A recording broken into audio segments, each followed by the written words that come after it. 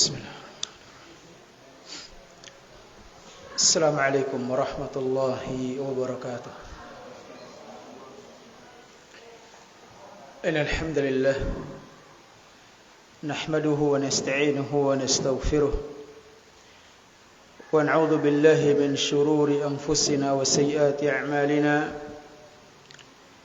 May yahdihillahu fala mudilla lahu ومن يضلل فلا هادي له أشهد أن لا إله إلا الله وحده لا شريك له وأشهد أن محمدا عبده ورسوله يا أيها الذين آمنوا اتقوا الله حق تقاته ولا تموتن إلا وأنتم مسلمون أما بعد أيها الإخوة أعزني الله وإياكم. Alhamdulillah, pada sore hari yang mulia ini, di bulan yang paling mulia di antara bulan-bulan yang ada, bulan yang dilipat gandakan pahalanya seseorang oleh Allah Subhanahu wa taala, kebaikan-kebaikan yang kita lakukan,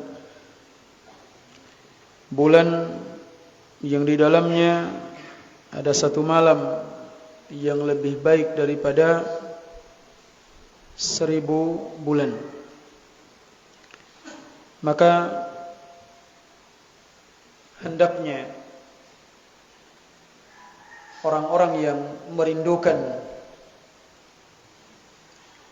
surga Allah Subhanahu wa taala memaksimalkan kesempatan yang belum tentu tahun depannya kita akan kembali mendapatkannya, yaitu memaksimalkan ibadah kita, ketaatan kita di 10 hari terakhir bulan Ramadan,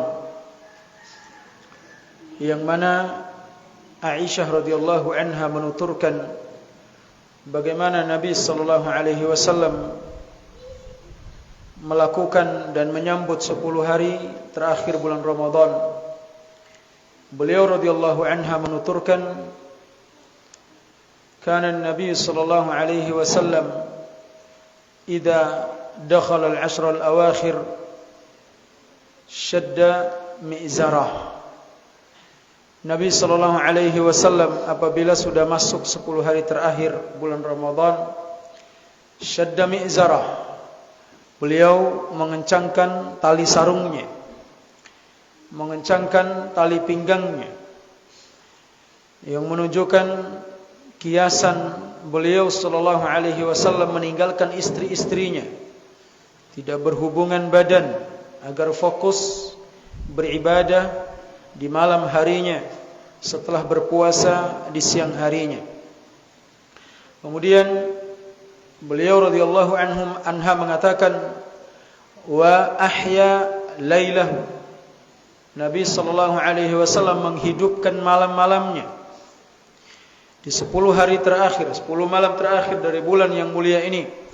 Kita dituntut untuk menghidupkannya dengan ibadah, dengan salat. Baik solat itu solat tarawih di awal malam maupun di pertengahan atau akhir malam. Tapi jangan diyakini bahwasanya sebuah keharusan melaksanakan tarawih di sepertiga akhir malam. Yang ingin melakukan di awal malam itu justru petunjuknya. Nabi SAW menghidupkan malam-malamnya mulai dari awal sampai akhir, tidak dikhususkan. Demikian juga kalau tidak dihidupkan dengan melaksanakan sholatul tarawih, maka kita menghidupkannya dengan membaca Al-Quran, memperbanyak doa dan zikir. Di antara doa yang diajarkan oleh Nabi sallallahu alaihi wasallam, siapa tahu pada malam itu bertepatan dengan Lailatul Qadar, kita diajarkan oleh Nabi sallallahu alaihi wasallam lewat Aisyah radhiyallahu anha, doa yang dibaca, Allahumma innaka afuwun tuhibbul afwa fa'fu anni. Allahumma innaka afuwun, ya Allah, engkau adalah zat yang maha pemaaf, pengampun. Tuhibbul afwa, engkau menyukai ampunan, mencintai ampunan, maka ampunilah aku, maafkan aku. Ini doa yang diajarkan oleh Nabi sallallahu alaihi wasallam kepada Aisyah, yang juga menjadi pelajaran penting bagi kita yang ingin mendambakan untuk mendapat keutamaan Lailatul Qadar, malam kemuliaan. Maka dihidupkan. Maka kita dianjurkan di 10 hari terakhir ini untuk melakukan i'tikaf, berdiam diri di dalam masjid dalam rangka melakukan ketaatan kepada Allah Subhanahu wa taala. Kalau kita tidak mampu untuk i'tikaf secara full, ya minimal kita hidupkan malamnya dengan ibadah. Kalau bisa kita lakukan i'tikaf, maka kita i'tikaf sebagaimana yang dilakukan oleh Nabi sallallahu alaihi wasallam di 10 hari terakhir.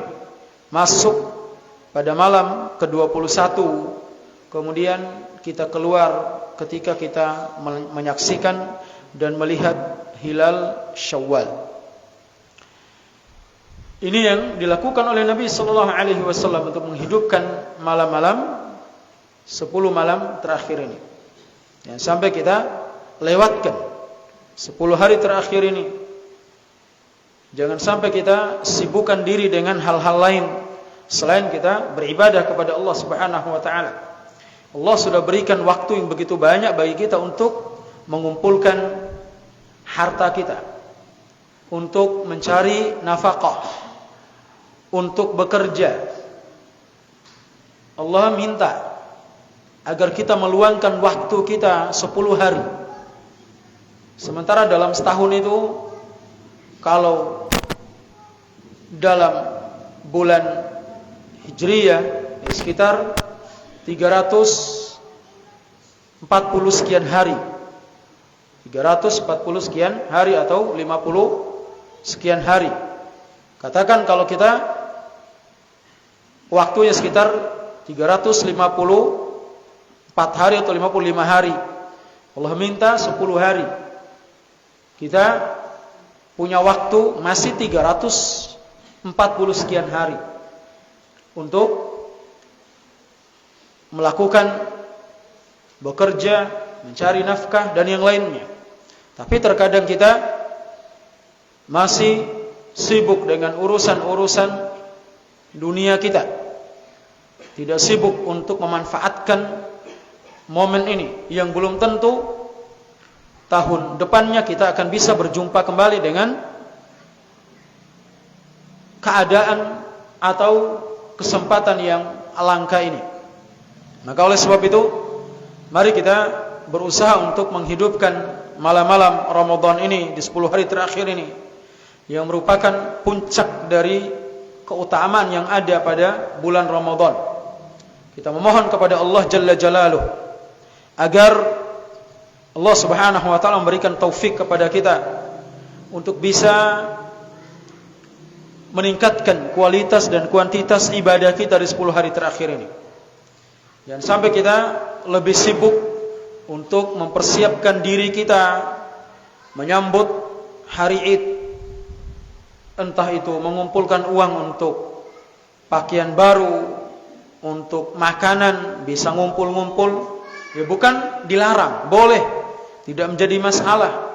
Ya kita siapkan, tapi jangan sampai menyita waktu kita untuk beribadah kepada Allah Subhanahu wa taala di 10 hari terakhir ini. Terutama di malam-malamnya. Karena Nabi sallallahu alaihi wasallam, kata Aisyah, wa ahya lailahu. Beliau menghidupkan malamnya dengan ibadah, dengan melakukan ketaatan kepada Allah Subhanahu wa taala. Maka hal-hal yang tidak terlalu penting untuk kita lakukan, seperti bermain HP, Facebook dan yang lainnya di 10 hari terakhir ini, kita tinggalkan. Kita tidak menggunakan benda-benda tersebut kecuali dalam kondisi-kondisi penting saja. Ada hal-hal yang penting, seperti kita harus telepon, ada dalam kondisi darurat dan semisalnya. Tapi kalau sekedar untuk chattingan, terkadang tanya kabar dan semisalnya nanti, setelah kita meluangkan waktu kita untuk beribadah kepada Allah Subhanahu wa taala. Demikian juga apalagi sampai menggunakan waktu ini terutama untuk ikhwah kita, saudara-saudara kita yang masih mengakar dalam hatinya kecintaan terhadap bola, untuk menonton bola. Jangan digunakan waktunya untuk nonton bola di 10 hari terakhir. Antum nggak akan ditanya kenapa tidak nonton pertandingan fulan, nggak ditanya. Yang ditanya nanti kenapa kita tidak menggunakan waktu kita ini sebaik mungkin, semaksimal mungkin untuk beribadah kepada Allah Subhanahu wa taala. Gunakan sebaik-baiknya. Jangan sampai kita melakukan perkara yang sia-sia. Nonton bola apalagi di bulan Ramadan ini merupakan perkara yang sia-sia. Tidak ada manfaatnya. Tidak mendatangkan manfaat untuk dunia kita, lebih-lebih akhirat kita. Kalau ternyata demikian adanya, tinggalkan. Sibukkan diri dan baca Al-Quran. Kita bikin target berapa yang bisa kita khatamkan Al-Quran dalam sebulan ini. Minimal kita khatamkan Al-Quran dalam sebulan ini 1 kali. Itu minimal. Kalau kurang dari 1 kali, itu sudah di bawah batas minimal. Kalau orang yang bacanya pelan-pelan, masih sedikit mengeja, 1 juz itu mungkin hanya makan waktu 1 atau lebih sedikit dari 1 jam. Kalau yang sedang-sedang pertengahan, itu bisa membaca sekitar 30-35 menit 1 juz. Kalau yang cepat, itu 1 juz bisa dia baca 20 bahkan kurang dari 20 menit. Maka kita manfaatkan semaksimal mungkin. Apalagi bulan ini merupakan bulan Al-Quran, Syahrul Quran. Bulan di mana kita dituntut untuk membaca, mengkaji, menelaah, memahami isi dan kandungan Al-Quran. Ayyuhal ikhwah rahimani wa rahimakumullah. Terkadang ibadah kita yang pada dasarnya ibadah itu lezat, ibadah kita itu enak, ibadah itu manis rasanya. Tapi kenapa kita merasakan ibadah itu berat, beban bagi kita, gak manis, gak lezat? Sebagaimana segala sesuatu itu ada sebabnya, maka kelezatan dan kemanisan ibadah tidak kita rasakan itu juga punya sebab. Maka di antara sebabnya, tidak lain dan tidak bukan, itu ada dalam hati kita. Urusan hati kita. Hati kita sedang sakit. Kalau kita tidak merasakan manisnya beribadah, lezatnya ibadah, yang Nabi SAW telah menyampaikan, ibadah itu lezat, ibadah itu manis. Tapi kenapa kita tidak merasakannya? Ini harus kita cek hati kita, kenapa? Karena apa? Ibadah itu adalah makanan hati. Ibadah itu adalah nutrisi dan gizi bagi hati kita. Kalau ternyata hati kita tidak merasakan lezat, nutrisi yang dimasukkan ke dalamnya, nah ini kita harus cek dia, harus diperiksa hatinya. Bisa jadi hatinya sedang sakit. Jangan sampai hatinya apa? Mati. Karena seperti jasad kita, layaknya jasad dan badan kita, badan manusia. Kalau dia dalam kondisi kurang sehat, lagi sakit, itu seenak apapun makanan itu terasa pahit, terasa gak enak di lisan kita, di lidah kita. Karena apa? Jasad kita tidak dalam kondisi normal, sehingga hal-hal yang enak sebelumnya menjadi tidak enak, yang sebelumnya lezat menjadi tidak lezat. Ini karena badan kita dalam kondisi sakit. Maka demikian juga hati ini. Kalau hati kita dalam kondisi sakit, dia tidak akan merasakan manis dan lezat ibadah yang dikerjakan. Namun hati yang sakit, hati yang sudah ternodai oleh kesalahan dan dosa, itu bukan berarti tidak ada obat dan penawarnya. Di antara obat dan penawar bagi hati yang sedang sakit, hati yang kurang sehat, Allah Subhanahu wa taala telah menuturkan di dalam Al-Qur'an, di dalam suratul Isra. Allah Azza wa Jalla mengatakan, "Wa nunazzilu minal Qur'ani ma huwa shifaa'un wa rahmatun lil mu'minin." Allah Subhanahu wa taala katakan, dan kami turunkan di dalam Al-Qur'an itu ma huwa shifaa', sebagai obat. Sebagai obat bagi hati kita yang sakit. Wa rahmah, bagi orang-orang yang beriman. Maka siapa yang ingin memperbaiki hatinya, ingin mengobati hatinya, ingin memberikan nutrisi yang baik untuk hatinya, maka dia perbanyak membaca Al-Quran. Dia perbanyak membuka lembaran-lembaran Al-Quran di setiap harinya. Dia baca, dia fahami, dia ta'ammuli, dia tadabburi, dia amalkan isi dan kandungannya. Maka insya Allah hati kita akan sehat. Kalau hati yang tidak pernah membaca Al-Quran, maka itu hati itu sakit, bahkan bisa mati. Maka itulah yang dikatakan bahwasanya ada bangkai-bangkai yang berjalan di muka bumi. Itu orang-orang yang tidak membaca Al-Quran, tidak mau mempelajari, tidak mau membaca Al-Quran. Pelajari dan baca. Jangan beralasan kita tidak membaca Al-Quran karena kita tidak bisa baca. Belajar. Metode untuk mendapatkan dan bisa membaca Al-Quran sekarang ini sudah menyebar. Sudah hampir setiap tempat, setiap masjid diajarkan. Kenapa kita tidak datang? Kenapa kita tidak mencari guru untuk belajar, memperbaiki bacaan kita, supaya kita bisa memberikan nutrisi kepada hati kita? Ayolah warahimani warahimakumullah. Ini kita berada di bulan Ramadan, di bulan puasa. Ketika kita padukan antara membaca Al-Quran dan berpuasa, maka ini perpaduan yang sangat cocok untuk lebih memaksimalkan dalam menyucikan dan membersihkan hati kita. Syekh Shalih Al-Utsaimin hafizahullah taala menuturkan bahwasanya kita membaca Al-Quran disertai dengan ibadah puasa sama seperti kita mencuci atau kita mandi menggunakan sabun. Ketika kita mandi menggunakan air tanpa sabun, tentunya kebersihan tidak maksimal. Demikian juga sebaliknya, kalau kita hanya menggunakan sabun tanpa air, tentunya tidak akan bersih.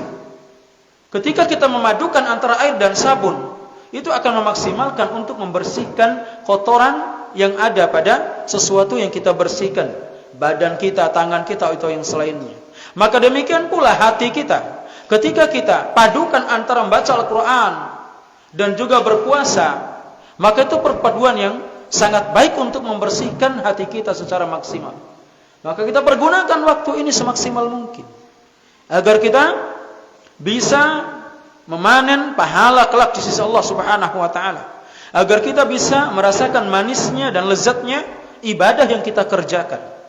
Terkadang kenapa kita merasakan ibadah itu berat sekali kita kerjakan?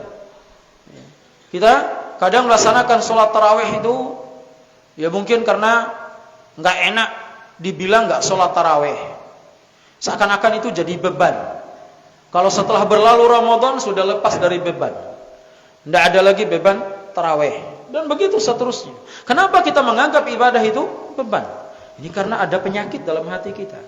Kalau hati kita sehat, hati kita dalam kondisi normal, maka kita akan merasakan lezat ibadah itu.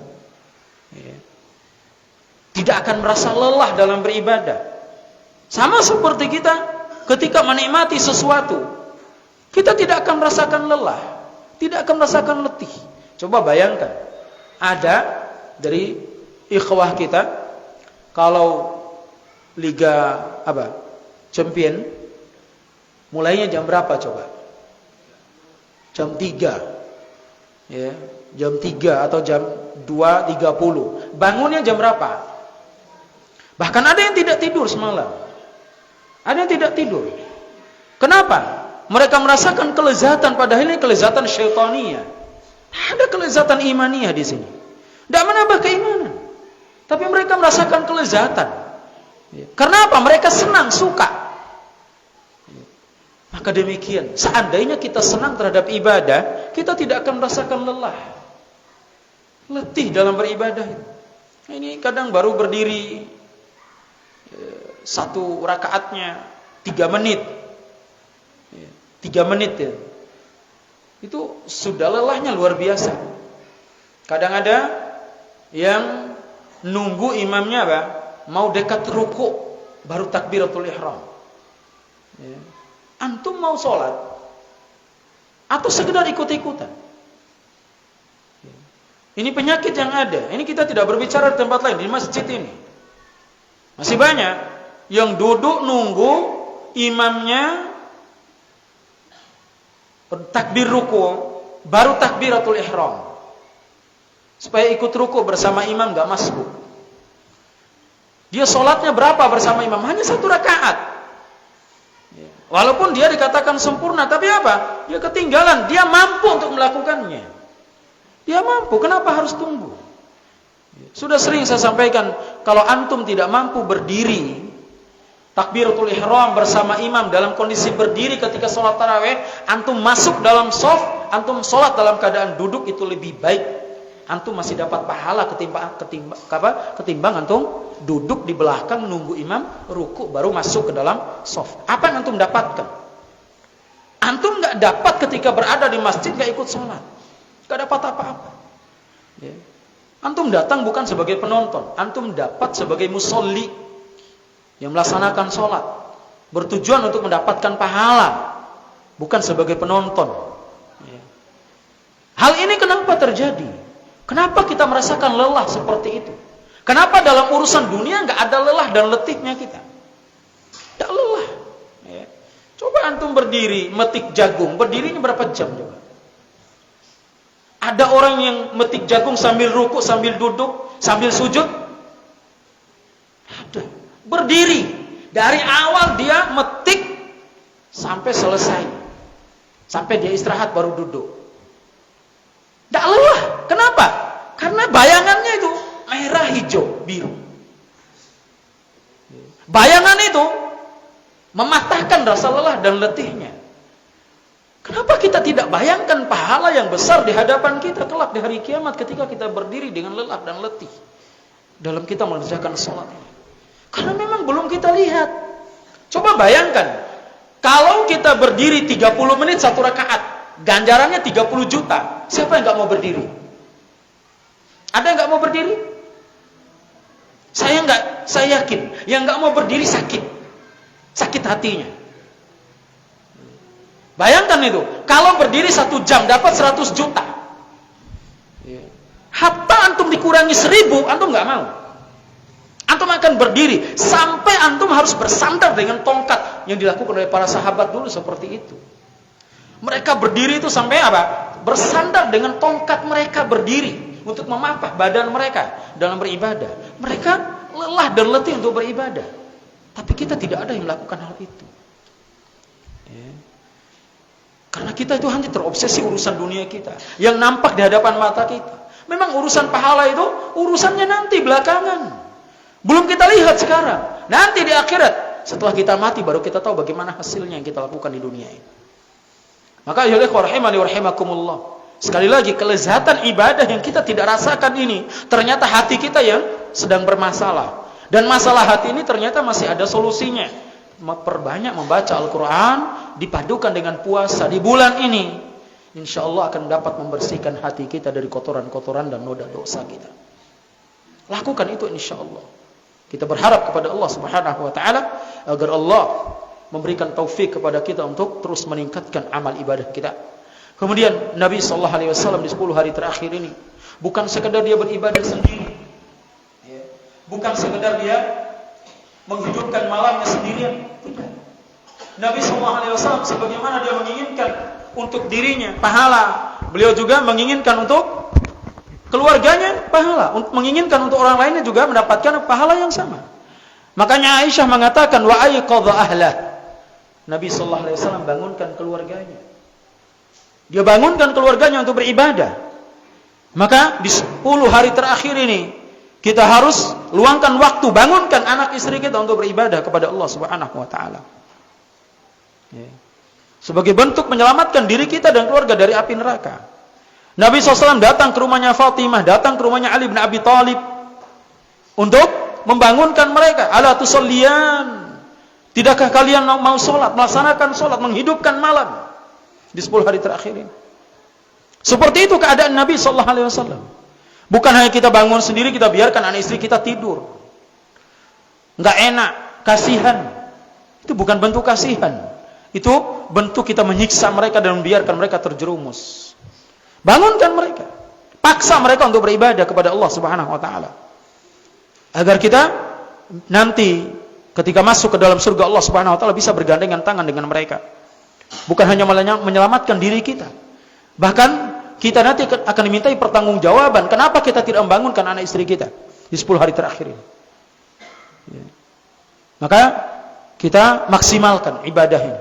Selain kita beribadah untuk diri kita sendiri, kita juga bangunkan keluarga kita, bangunkan anak istri kita untuk beribadah kepada Allah Subhanahu wa taala. Ya. Sebagaimana yang dilakukan oleh Nabi SAW, kalau kita menjadikan Nabi sebagai panutan dan contoh bagi kita. Inilah ya ikhwah rahimani wa rahimakumullah yang bisa Anda sampaikan pada kesempatan yang mulia ini, di hari yang paling mulia, di hari Jumat. Ya. Kita punya kesempatan ya, sekitar 5-6 menit untuk berdoa kepada Allah Subhanahu wa taala menjelang berbuka, karena sekali lagi ini hari bergabung momennya waktu menjelang berbuka dan juga sesaat sebelum terbenamnya matahari di hari Jumat merupakan waktu mustajabnya doa kita. Maka kita manfaatkan waktu ini semaksimal mungkin untuk berdoa kepada Allah Subhanahu wa taala. Semoga ini bermanfaat bagi kita semuanya. Lebih dan kurang mohon maaf yang sebesar-besarnya. Hada wassallallahu ala nabiyyina Muhammad. Subhanakallahumma bihamdika asyhadu an la ilaha illa anta astaghfiruka wa atubu ilaik wa akhiru da'wana alhamdulillahi rabbil alamin.